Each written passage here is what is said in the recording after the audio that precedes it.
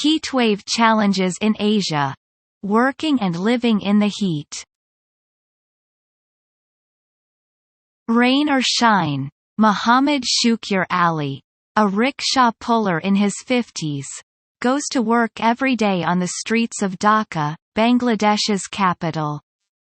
This year, the heat has been making his hard job even tougher. In April, the temperature reached a record high of 40.6 degrees Celsius in the city. Mr. Ali, who lives with his family in a rented room, says he has no choice but to bear the discomfort. "I need to work because we are poor," he said.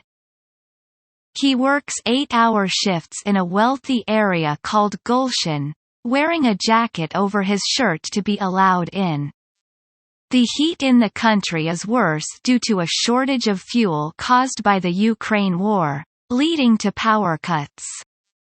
Around the world, including North America and Europe, many places have experienced very hot weather this year.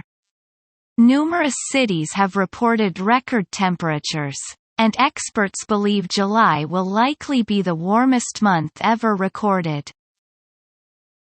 Countries have promised to limit global warming to 1.5 degrees Celsius, an important target to prevent severe impacts of climate change. However, scientists warn this limit might be exceeded in the next 4 years. The Earth is now about 1.1 degrees Celsius warmer than before, with even higher increases seen in Asia this year. A recent report found that temperatures in Asia were up by 2 degrees Celsius in many areas. This year's extreme heat has affected countries across the continent. Heat waves are deadly natural disasters, sometimes causing more deaths than earthquakes or floods.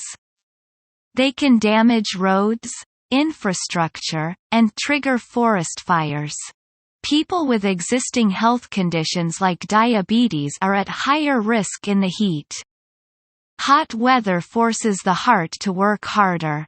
Heat stroke can occur when body temperature goes above 40 degrees Celsius, leading to organ failure and even death if untreated.